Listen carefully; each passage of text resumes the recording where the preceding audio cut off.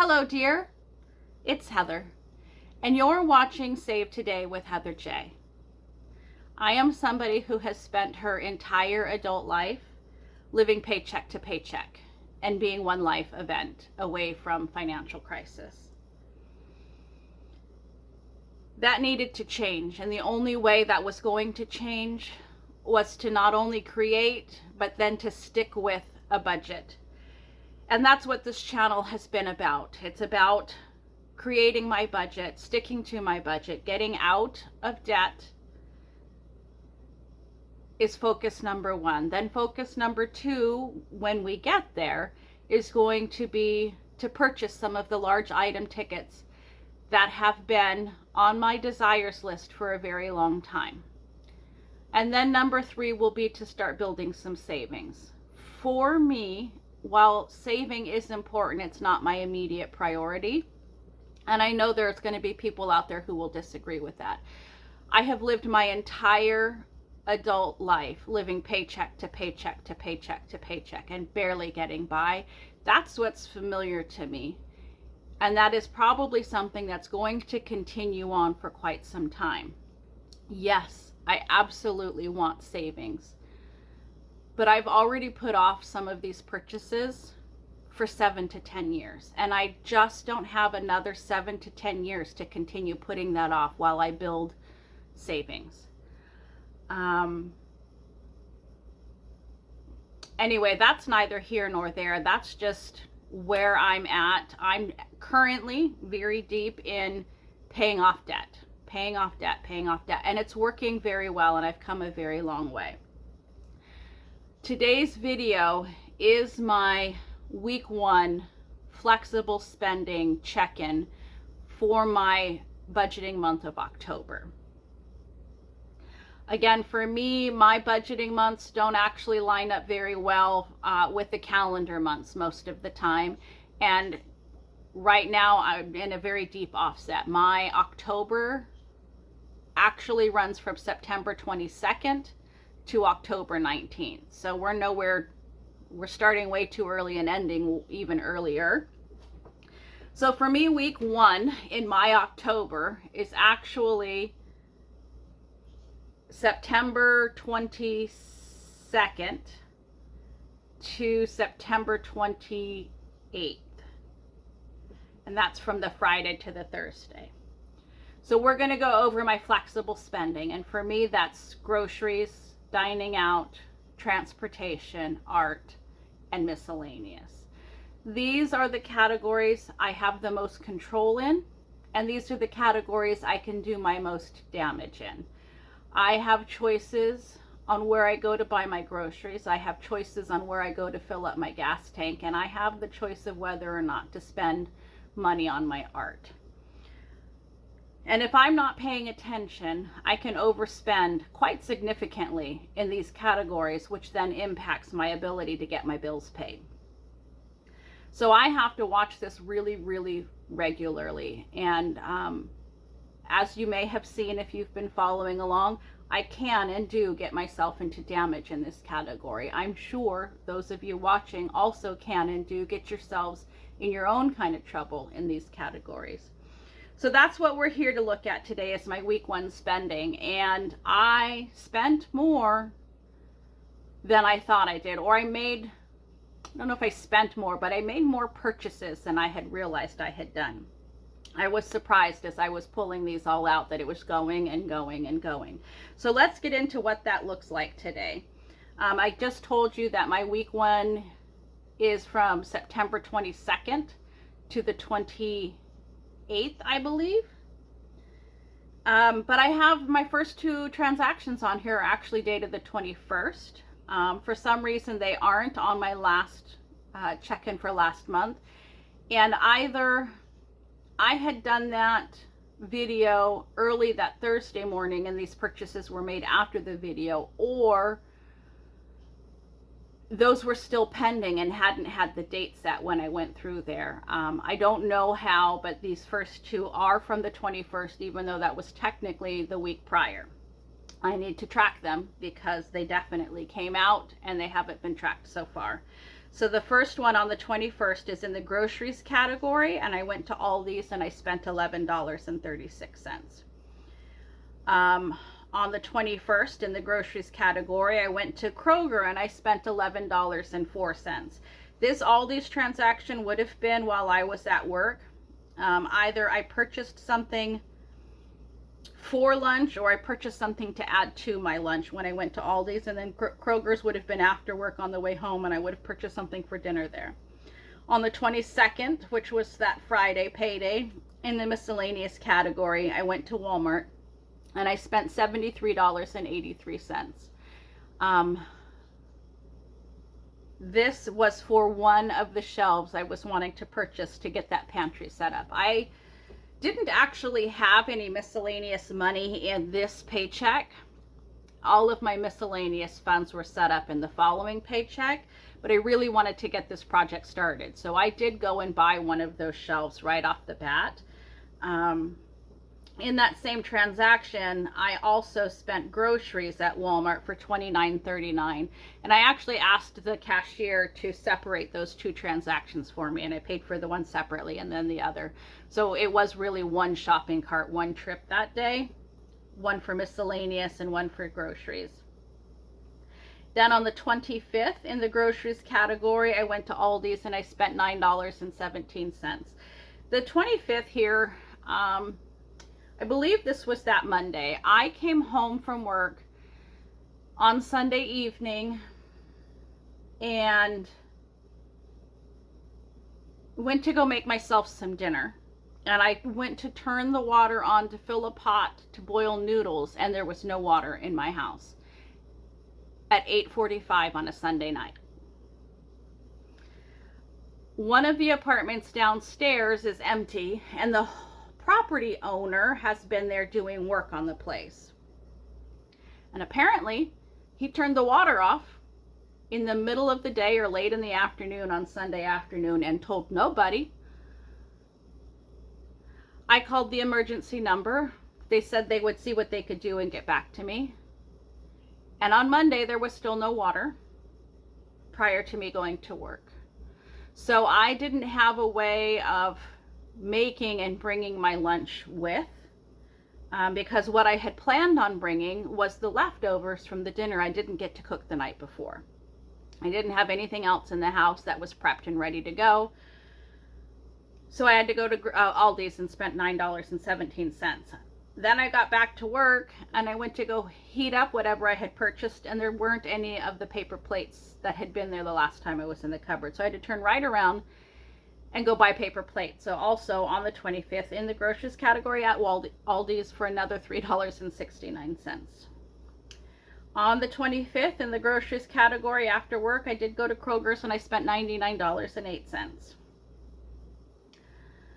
In the 25th in the transportation category, I spent $24.75. I'm pretty sure I spent that on Saturday, but it didn't clear until Monday. And then on the 25th in the transportation category, another fill up of gas for $26.20. I filled up my tank and my son's tank. On the 26th in the groceries category at Kroger's, I spent $25.64. And then on the 28th in the groceries category at Aldi's, I spent $7.58. I did not realize I had this many transactions in that 1 week. I thought I had probably had about 7 transactions. I have significantly more than that. So as I was writing, I was surprised at how many that was. And that's why I have to do these check-ins on a weekly basis, because I wasn't aware by almost half of what those transactions were. And so I have to really just watch that. We're going to flip over here and see what that has done for the totals that I have available in my categories. I give myself a total for the entire month, and these totals here are for that entire 4 weeks instead of having 2 weeks, paycheck to paycheck. So in groceries, I had 9 transactions for $224.98. I have only $500 in October's flexible spending for groceries, so that left me with $275.02. in my dining out. Thankfully, I did not go out at all this week, so I did make my 7th week in a row with 0 dining out. Transportation, I had only given myself $100 this month. I spent $50.95 of it this week, so I have $49.05 left to get me through the next, the next 3 weeks. In my art, I did not spend anything in this category. I have nothing in it. Miscellaneous, I did spend $73.83, and I had a very weird total here because of the cost of those shelves. $216.36 I had as my beginning miscellaneous. So I spent $73.83. I have $142.53 left in this category to get me through the rest of the month.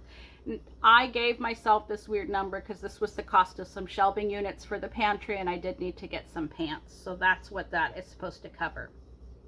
So my first week, I spent $349.76, which leaves me with $466.60 for the next 3 weeks. So we'll see how that goes. And that is where I'm at for my spending in my first week of October. That's a pretty high spend week when I've got 3 more weeks to carry me out. I've only got I've only got $466 left.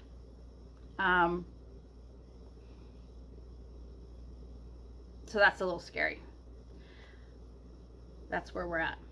That's the end of my budgeting. That's the end of my flexible spending video. If that's all you're here for, thank you for hanging out with me, and I will see you next time. I do choose to go over my art at the end of these videos, and this month I had picked 3 projects, the first of which is complete, and I just want to pull that to the side and show you what that looks like. This was just a heart top. I had talked about how that came to be and what I thought I was going to do with that. I did get the backing on here, and I did use the fabric I liked the least as the backing, because that seems like an appropriate place to put a fabric you aren't super fond of. And I did quilt these kind of zigzaggy lines, 1 through each row and in there, and that's kind of fun, and it really goes with that jaggedy edge of that pot holder. And then I chose to just bind it in the same color as the outer edge so that you aren't really drawn to the binding on the front, the way the binding really stands out against the back. I didn't want this to be framed out. It's now done, and I get to mark it off as complete, but I'm honestly not super excited about just having this as its own complete thing. I did not choose to put Insulbrite in it, so it doesn't really work well as a pot holder.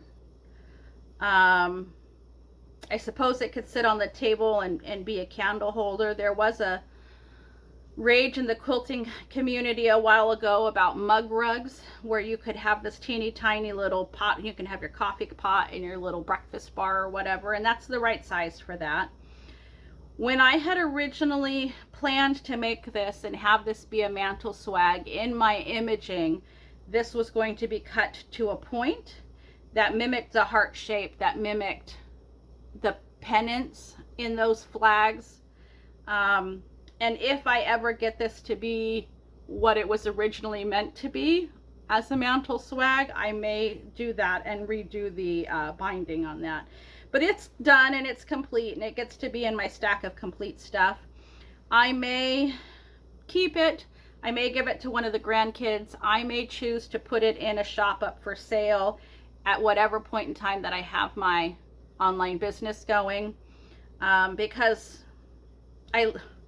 it's cute and I like it, but I don't have much room in my life for impractical things, and I find this to be very impractical in its current state. But it's done, and it's out of my box, it's out of my head, and those scraps get to be put into the rest of the things, and I'm happy to have it off of the list. So now this is just the scraps and things. These get to move into their bins, and that gets to be done. I did also start project number 2. I'm going to bring project number 2 over here, and we're going to talk about this one a little bit. So this was project number 2. This was a project that somebody I sewed with, quilted with, had started. She had taken a class to learn this new technique. Everybody was excited about this new technique.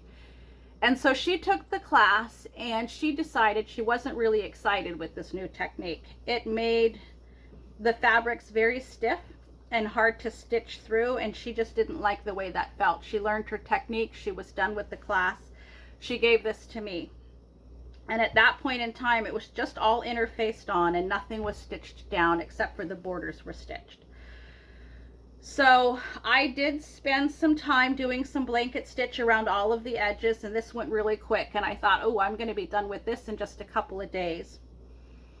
I think it's probably important to say, I did just have, I'm on day 4 of 4 days in a row off at work. I had a 4-day weekend, which was such a nice blessing. But I was able to work on these projects at a significantly larger amount of time than I normally get to.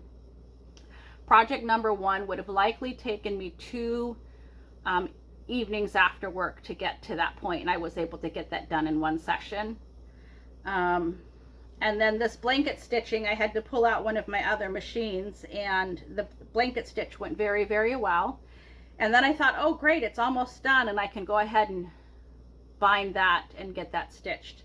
And then I realized I had some hand work that needed to be done, some embroidery that needs to be done on here. And I think that that's what held my friend up before. This fabric is so stiff that it's really hard to get the hand embroidery on here. I needed to do this welcome sign.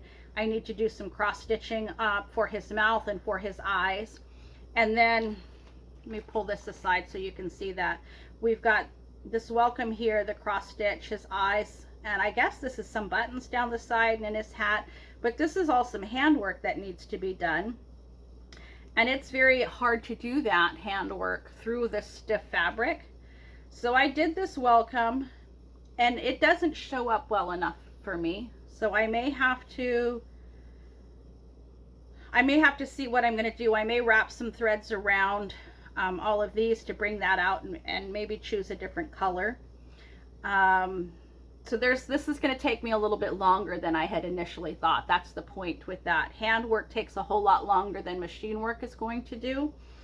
And so that's going to take a little bit longer. I still think this will be done fairly quickly. I just need to figure out how to make this stand out.